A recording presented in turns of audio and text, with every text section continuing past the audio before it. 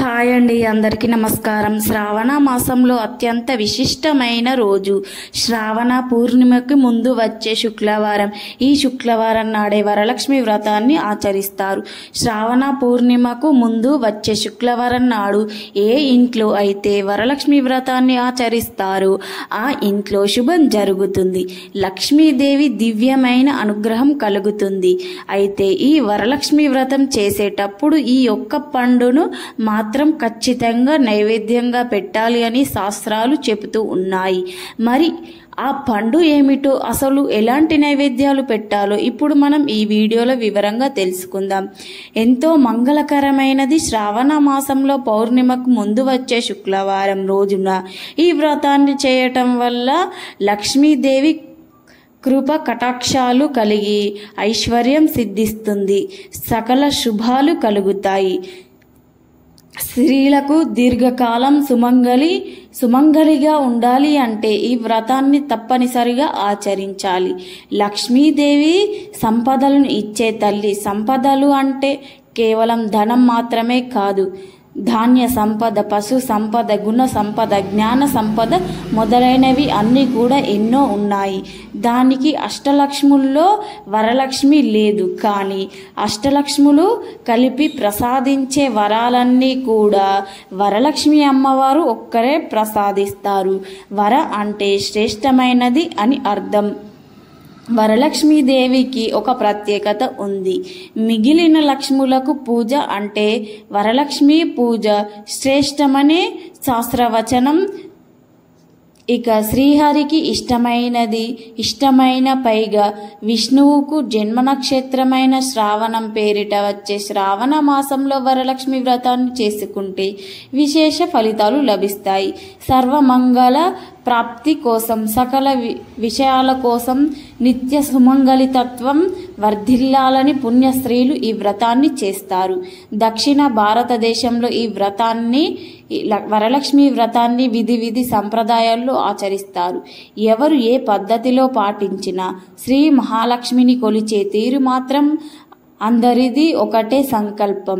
శుభకరమైన దాయకమైన వరలక్ష్మీదేవి పూజ జగనానందకరమైనదని భక్తులందరి ప్రగాఢ విశ్వాసం. వరలక్ష్మి వ్రతానికి ముందు రోజున ఇంటిని పూజ గదిని శుభ్రం చేసుకోవాలి. ఇంటి గుమ్మాలకు పసుపు కుంకుమలు రాసుకోవాలి. ఇక పూజ జరిగే చోటున ఉదయాన్నే నిద్రలేచి స్నానం చేసి ఇంటిని మామిడి తోరణాలతో అలంకరించుకోవాలి. లక్ష్మీదేవిని ఈశాన్య దిక్కున పూజిస్తే శుభం కాబట్టి ఇంటి ఈశాన్య భాగంలో ముగ్గు వేసి పూజకు స్థలాన్ని సిద్ధం చేసుకోవాలి. ఆ ముగ్గు మీద పసుపు కుంకుమ బొట్లు పెట్టిన పీఠమును ఉంచాలి. దానిపైన కొత్త తెల్లటి వస్త్రాన్ని పరిచి బియ్యం పోసి కలశాన్ని ప్రతిష్టాపించుకోవాలి. కలశపు చెంబుకు పసుపు కుంకుమలు అద్ది దానిపై కొబ్బరికాయను ఉంచాలి.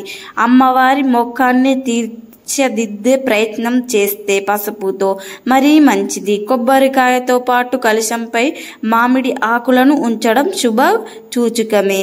అమ్మవారిని అష్టోత్తర శతకామలితో పోషించి ఆ తర్వాత గంధతో పూజ చేయాలి. ఇందుకోసం 3 లేదా 5 దారాలను సిద్ధం చేసుకోవాలి. ఈ తోరాల కోసం దారాలకు పసుపు రాస్తూ తోరాలను పూజలోనికి ఒక్కొక్క మంత్రం చదువుతూ ఒక్కొక్క ముడి చొప్పున 9 ముడులు వేయాలి. వాటి మధ్యలో కుంకుమ బొట్లు పెడుతూ అలా కుంకుమ బొట్లు పెట్టిన చోట పూలను ముడివేయాలి.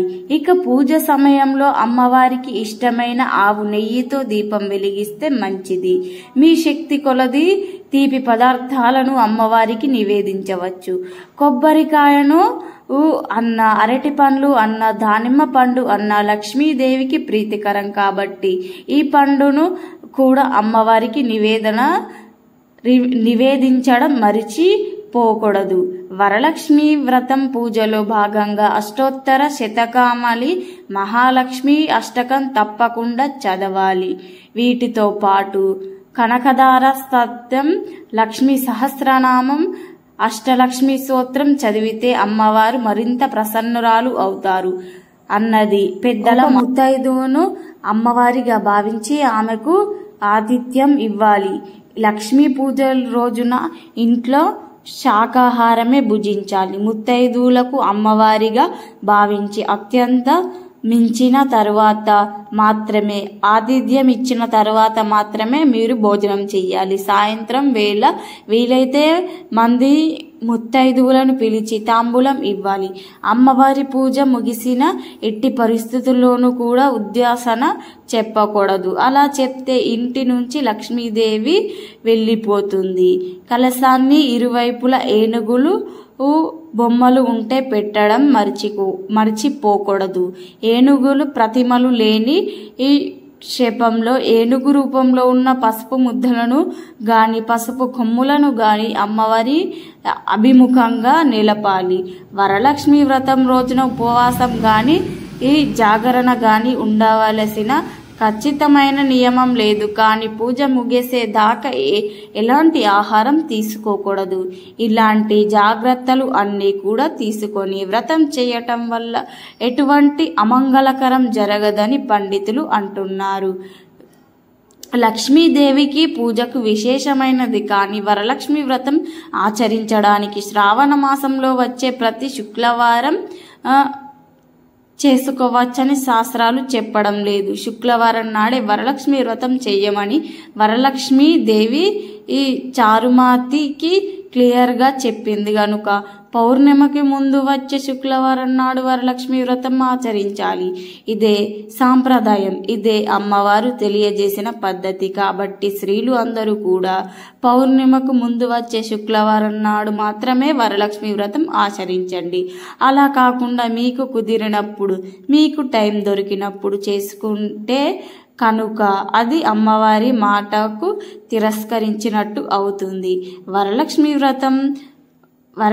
వ్రతం రోజున నెలసరి వస్తే నెలసరిలో ఉంటే ఆ తరువాత వచ్చే 3వ శుక్రవారం నాడు వరలక్ష్మి పూజ చేసుకోవచ్చు. దానిలో ఎలాంటి తప్పు లేదు. కానీ ముందే నాకు ఆ రోజు నెలసరి వస్తుంది అని ఊహించుకొని మొదటి శుక్రవారం రోజున వరలక్ష్మి పూజ చేయకూడదు. అలా చేస్తే సరైన సంపూర్ణ ఫలితాన్ని పొందలేము. అమ్మవారు చెప్పిన ప్రకారంగానే పూజ చేసుకోవాలి. అప్పుడే ఫలితం పొందుతారు. కాబట్టి అందరూ కూడా దీన్ని జాగ్రత్తగా జ్ఞాపకం పెట్టుకోండి. సందేహం కొలది గర్భిణీలు వరలక్ష్మి వ్రతం చేయకూడదు. అలాగే 5-6 నెలలు ఉన్నవారు బెడ్ రెస్ట్ తీసుకోమని చెప్పిన గర్భవతులు వరలక్ష్మి వ్రతం చేయకుండా ఉండటం. 2024 ఆగస్టు 16న వరలక్ష్మి వ్రతం రాబోతుంది. 5వ దివ్యమైన మాసం శ్రావణ మాసం. ఈ మాసంలో భక్తితో వేడుకుంటే వరాలిచ్చే తల్లి వరలక్ష్మీదేవిని కొలుస్తారు. ఈ వ్రతాన్ని ఆంధ్రప్రదేశ్, తెలంగాణ, కర్ణాటక రాష్ట్రాల్లో స్త్రీలు అధికంగా చేస్తారు. ఈ వ్రతాన్ని ముఖ్యంగా వివాహమైన మహిళలు నిర్వర్తిస్తారు. ఈ రోజున వరలక్ష్మి దేవతను పూజ చేస్తే అష్టలక్ష్మి పూజలకు సమానమనే నమ్మకంతో కుటుంబ సభ్యులు కూడా వరలక్ష్మి పూజలో పాలు పంచుకుంటూ ఉంటారు. ముఖ్యంగా మంచి భర్త, కుమారులు కలగాలని కూడా అమ్మాయిలు ఈ పూజ చేస్తారు.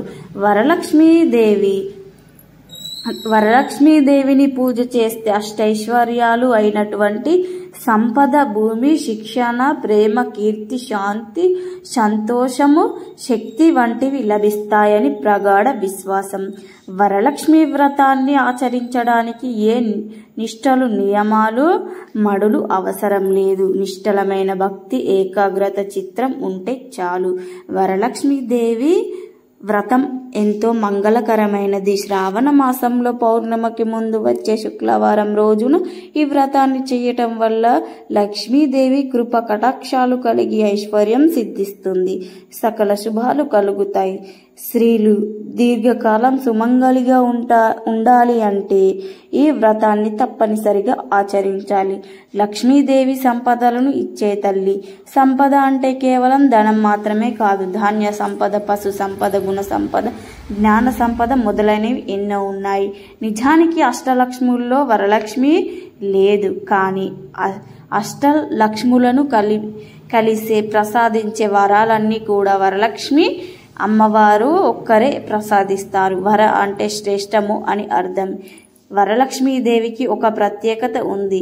మిగిలిన లక్ష్ములను పూజ కంటే వరలక్ష్మి పూజ శ్రేష్టమని శాస్త్రవేత్తలు అన్నారు. శ్రీహరికి ఇష్టమైనది, పైగా శ్రీ మహావిష్ణువు జన్మ నక్షత్రం శ్రావణ పేరిట వచ్చే శ్రావణ మాసంలో వరలక్ష్మి వ్రతాన్ని చేసుకుంటే విశేష ఫలితాలు లభిస్తాయి. సర్వమంగళకర సకల శుభాల కోసం నిత్య సుమంగళి తత్వం వర్ధిల్లాలని పుణ్యశ్రీలు ఈ వ్రతాన్ని చేస్తారు. ఎవరు ఏ పద్ధతులు పాటించినా ఈ లక్ష్మీదేవిని కొలిచే తీరు మాత్రం అందరిది ఒకటి. సకల శుభంకరమైన మంగళదాయకమైన వరలక్ష్మీదేవిని పూజ జనదకరమైనదని భక్తుల ప్రగాఢ విశ్వసించి వ్రతాన్ని ఎవరైనా సరే చేసుకోవచ్చు. ఎలాంటి కుల వర్గ భేదాలు లేవు. ఆనవాయితీ ఉన్నవారు కలశం పెట్టి పూజ చేసుకోవచ్చు. ఆనవాయితీ లేని వారు అమ్మవారి ఫోటోకి పూజ చేసుకోవచ్చు. కానీ వారు కూడా పెట్టుకోవచ్చు. ఆసక్తి ఉంటే ఖచ్చితంగా కలశం పెట్టుకొని పూజ చేయవచ్చు. దానివల్ల ఎలాంటి దోషాలు రావు. లేకపోతే ఫోటో పెట్టుకొని పూజ చేసుకోవచ్చు. ఎలా అయినా సరే భక్తి అనేది ప్రధానం. ముందు అమ్మవారికి బొట్టు పెట్టుకోండి. పూలదండను లేదా పూలను సమర్పించండి. లక్ష్మీదేవి అష్టోత్తరం చదువుకోండి. అమ్మవారికి నామాలు చదువుతూ పూలను సమర్పించండి. దీపం, ధూపం, తాంబూలం, నైవేద్యం సమర్పించండి. ఆ తరువాత చుట్టుపక్కల వాళ్లకు తాంబూలాలు ఇచ్చుకోండి. ఇది వరలక్ష్మి వ్రతం చేసుకునే పద్ధతి. వరలక్ష్మి వ్రతాన్ని సింపుల్గా చేసుకోవచ్చు లేదా గ్రాండ్గా కూడా చేసుకోవచ్చు. ఎంతమందికి అయినా సరే తాంబూలం ఇచ్చుకోవచ్చు. ఈ శ్రావణ మాసంలో ఈ శుక్రవారంలో వచ్చే తాంబూలం వలన చాలా చక్కటి ఫలితం వస్తుంది. పసుపు, కుంకుమలు, తమలపాకు ఇవన్నీ కలిపి తాంబూలం ఇవ్వటం వల్ల వీటితో పాటు కొంతమంది తిలకం, కాటుక గాజులు కూడా ఇస్తారు. అలా కూడా ఇవ్వవచ్చు. జాకెట్ ముక్క లేదా చీర కూడా ఏదో ఒకటి తాంబూలంలో పెట్టి ఇవ్వవచ్చు. ఈ శ్రావణ మాసంలో తాంబూలంలో ప్రధానంగా శనగలను పెట్టి ఇవ్వాలి. ముందు రోజు శనగలను పసుపు వేసి నానబెట్టి శుక్రవారం రోజు ఉదయం ఆ శనగలను తాంబూలంలో పెట్టి ఇవ్వాలి. ఇలా ఇచ్చేదాన్నే వాయనం అని కూడా పిలుస్తారు. ఇలా వరలక్ష్మి వ్రతం రోజు తాంబూలం ఇస్తే మీకు ఏమైనా గ్రహ దోషాలు ఉన్నా పోతాయి. లక్ష్మీదేవి కటాక్షం సిద్ధిస్తుంది. వరలక్ష్మి వ్రతం అనే కాదు, శ్రావణ మాసంలో ఎప్పుడైనా సరే తాంబూలం ఇచ్చినప్పుడు ఈ నియమాలను పాటించండి. ఇక మా వీడియో నచ్చితే లైక్ చేయండి, షేర్ చేయండి, అలాగే మా ఛానల్ని సబ్స్క్రైబ్ చేసుకోండి. మీ అందరికీ ధన్యవాదములు.